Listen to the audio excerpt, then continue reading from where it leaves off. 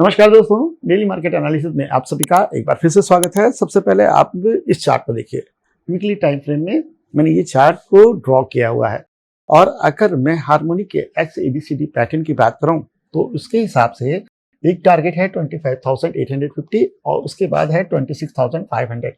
अब आप पूछोगे कि ये आप किस बिना पे कह रहे हो, तो हमारा फेवरेट कॉन्सेप्ट लोअर लोज लगना बंद हो जाए और उसके बाद कोई हाई टूट जाए, राइट ना। इसी को तो हम रिवर्सल ट्रेड कहते हैं। बस क्या कि ये जो है ये आपका वीकली टाइम फ्रेम में है, तो अब अलाइन हो रहे हैं क्या सारे टाइम फ्रेम। सबसे पहले 2 हफ्ते पहले हमने आवली टाइम फ्रेम देख के बताया था कि बाजार बुलिश है। अब डेली और वीकली में भी बाजार हमको सेम पैटर्न बनाते हुए दिखाई दे रहा है। अगर आप पुराने फॉलोवर हैं तो आपको याद होगा कि पिछले हफ्ते मैंने आपको डेटा के आधार पर बताया था कि यहाँ पर बाजार बुलिश है। 24,500-600 लेवल था और आप देखोगे तो वहां से 700 पॉइंट हम ऊपर आ चुके हैं। मैं आखिर क्यों कहता हूँ कि पीसेस में ट्रेड करो। जब आप पीसेस में ट्रेड करोगे ना तो आपको बहुत ही अच्छे रिटर्न मिलेंगे। अगर आपका सेगमेंट सही रखोगे ना तो आप लीड करोगे। आपका ये जो कॉन्सेप्ट रहता है ना कि नहीं मेरे को ऑप्शन बाय ही करनी है और मुझे इंट्राडे ही करना है, ये बिल्कुल गलत है। हाँ, कर सकते हैं, मैं भी इंट्राडे करता हूँ, लेकिन पोजिशनल ट्रेड्स भी प्लान करता हूँ। क्यों? क्योंकि क्या होता है पोजिशनल्स में नॉइज कम होती है। बस क्या सेगमेंट अगर हम सही रखें तो बहुत ही लेस चांसेस हैं कि यहाँ पर आपके लॉसेस हों।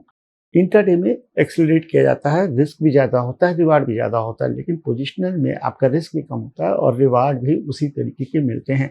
अब आप में भी इससे इत्तेफाक ना रखें, में भी आप कहें कि नहीं आप जो है अब बता रहे हो, ठीक है, लेकिन अगर आप पुराने फॉलोवर हो गए तो आपको बहुत अच्छे से मालूम होगा कि इसको हमने यहीं पर आइडेंटिफाई कर लिया था और आपको क्लियर बताया था कि ये जो पुल बैक्स आ रहे हैं ये सिर्फ और सिर्फ हायर हाइज के हायर लोज हैं। यहाँ पर ट्रेंड आपका बुलिश है और आप देखो तो किस तरीके से बाजार यहाँ पर ऊपर चलती चली गई। और अगर हम बात करें तो यहीं पर आइडेंटिफाई किया था कि यहाँ पर जो मार्केट है वो रिवर्सल दे सकती है। ठीक है, सेम कॉन्सेप्ट है ना, हाइज ब्रेक हुआ पूरा का रिवर्सल। अब जरा इसी पे आपको जो वीकली चार्ट मैंने दिखाया ना, ध्यान दे लीजिए आप, तो गलत नहीं है ना।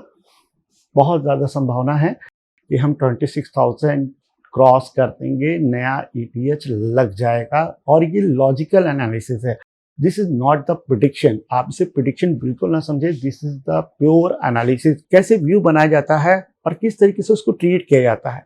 व्यू बहुत इंपॉर्टेंट है, लेकिन ट्रेडिंग सेगमेंट, ट्रेडिंग करने का तरीका, एक्सक्यूशन, ये उससे ज्यादा इंपॉर्टेंट है। अगर आप व्यू के साथ सही सेगमेंट का इस्तेमाल नहीं करेंगे ना तो आपको प्रॉफिट होने की चांसेस बहुत कम है। बाकी आपकी मर्जी है, आप किस तरीके से प्लान करते हो। पोजिशनल ट्रेड में यहाँ पर बहुत अच्छा पैसा मिला है, इंट्राडे में भी बहुत अच्छा पैसा मिला है। डिपेंड करता है कि आपका सेगमेंट क्या है। मैं किसी भी सेगमेंट के खिलाफ नहीं हूँ। पहली चीज, बायर भी बहुत अच्छा पैसा बनाता है, सेलर भी बहुत अच्छा बनाता है। बस क्या है, बायर का रिस्क एक्सपोजर ज्यादा हो जाता है जो उसको फियर देता है, अननेसेसरी फियर देता है और उस डर की वजह से वो किसी ट्रेड को होल्ड नहीं कर पाता। जबकि अगर आप ट्रेड होल्ड करना सीखोगे ना तो आपको बहुत अच्छा पैसा बनेगा। एग्जाम्पल के तौर पे मैं बताता हूँ, आपने वीकली ऑप्शन नहीं किया होता, मंथली ऑप्शन बाय किया होता इसी जगह पर व्यू के हिसाब से, तब भी आपको पैसा मिल गया होता।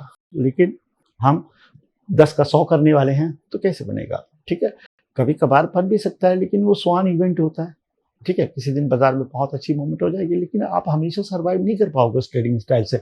तो थोड़ा सा मिक्सअप करना चाहिए, मेरी ये राय है। आप मानिए या ना मानिए, मैं बस जो करता हूँ वही आपको एक्सप्लेन करता हूँ। अब आते हैं हम अपनी एनालिसिस पे। एज पर दिस पैटर्न हमें बहुत ज्यादा कन्विक्शन है कि ये 25,850 और 26,498 का हाई मारेगा। लेकिन क्या ये नॉइज करेगा? बिल्कुल करेगा, बिल्कुल करेगा। अगर हर आदमी बुलिश व्यू पे ट्रेड करने लगे तो हो चुका, बाजार तो फंसा के जाता है। आप देखो ना, जिसने भी बुलिश व्यू ट्रेड किया यहाँ पर उसको इस जगह पे निकाल दिया डरा के, फिर यहाँ पे अरे ब्रेकआउट हो गया, उसको यहाँ निकाल दिया और सबको निकालने के बाद बाजार ऊपर जा रहा है। ठीक है, तो अब जो डेली टाइम फ्रेम में देख के आए होंगे उनको भी बाजार निकालेगा। समझ में आ रहा है? तो ये बाजार की कंडीशन है, ये बाजार का तरीका है। ऐसे ही बाजार चलता है। बस क्या कि हम थोड़ा सा अगर बड़ा सोचेंगे तो हमको बहुत ही अच्छा ट्रेड मिलेगा। आज की जो क्लोजिंग है वो है 25,254 के आसपास, 25,254 पे क्लोज हुआ था और यही हमारा डेली मार्केट स्ट्रक्चर था जो आज के दिन हमें मिल गया, क्लोजिंग इसके आसपास आ गई। अब कंफर्मेशन चाहिए। कंफर्मेशन कब मिलेगी? जब आज का हाई ब्रेक हो जाएगा और इसी आईडीए पे पूरा का पूरा इंट्राडे बनेगा। डेली हाई ब्रेक कर चुके हैं, क्लोजिंग आ चुकी है, आज के हाई को कंसीडर करेंगे कल के ट्रेड सेटअप के लिए, ठीक है।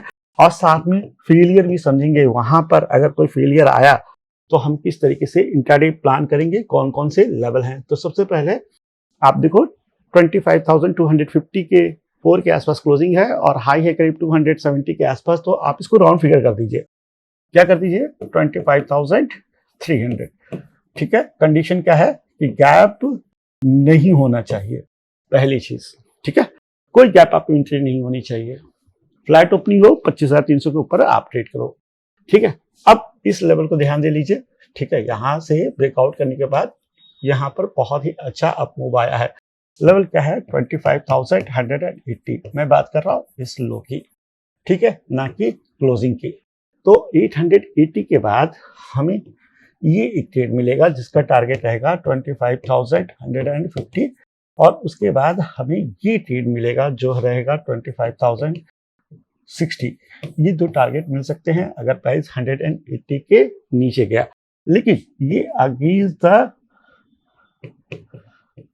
ट्रेंड है, तो यहां पर क्या होना चाहिए? यहां पोजीशन साइज बहुत ही लो रखिएगा। अगर ये ब्रेक होता है तो आप अच्छा सा ट्रेड प्लान कर सकते हैं, ठीक है। ये कंडीशन हो गई, ठीक है। लेकिन अगर वापस इस जगह से प्राइस फिर से ऊपर घुमा, मान लो किसी भी केस में, तो बहुत अच्छा लॉन्ग मिलेगा और मेरा सबसे फेवरेट लॉन्ग यही है। बुलिश बाजार हो, एक इंपॉर्टेंट लेवल को मार्क किया, जहां पे कंसोलिडेशन हो, सपोर्ट हो, उस जगह से कोई रिवर्सल आया, जैसे कि देखिए, this is the best trade. यही मेरा ट्रेड है। बस क्या होता है ना, ये ट्रेड रोज नहीं मिलता, एक दिन में नहीं मिलेगा, एक वीक में मिलेगा, लेकिन जब भी मिलेगा बहुत ही अच्छे पैसे देके जाता है। आप 250 पॉइंट आपको 2-3 दिन में देके गया, दिखाई दे रहा है।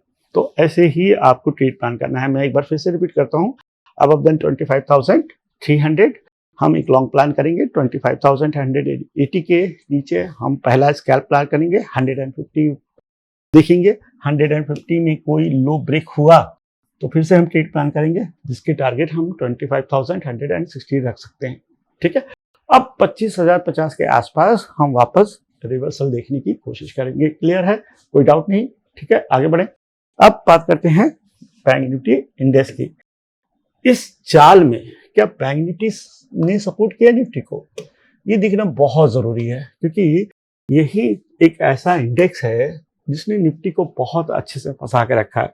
निफ्टी जहां सपोर्ट लिया था डेली टाइम फ्रेम में, बैंक निफ्टी इंडेक्स ने ब्रेक कर दिया था। निफ्टी ने जहां हाई के आसपास ट्रेड कर रहा है, आज उसके ऊपर क्लोजिंग आ गई, ये अभी भी नीचे है। इसी वजह से मैं कह रहा हूं ये फेलियर भी आएंगे और इसी वजह से मैंने निफ्टी में 25,180 के नीचे आपको शॉर्ट पोजीशन कंसीडर करने के लिए कहा है, क्योंकि ये चल रहा है लेकिन ये सिर्फ और सिर्फ सहारा दे रहा है। अदर इंडाइसेस जो है ना, वो निफ्टी को लेकर चल रहे हैं। बैंक निफ्टी इंडेक्स का चलना अभी भी एक तरीके से कहें, जिस रफ्तार से निफ्टी गया है 1,000 पॉइंट, उस हिसाब से बैंक निफ्टी इंडेक्स की चाल नहीं है।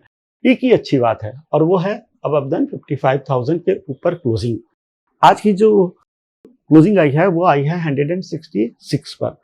यहाँ पर आपको 55,300 का लेवल मैं देता हूँ। 55,300 के ऊपर ही आप यहाँ पे लॉन्ग करिएगा।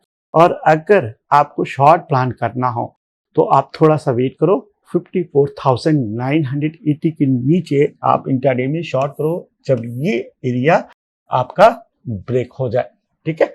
यहाँ पर 166 का हाई है, मैंने थोड़ा सा बफर रख दिया है कि जिसकी वजह से अगर थोड़ा सा घूमता है तो आप ट्रैप ना हो जाओ।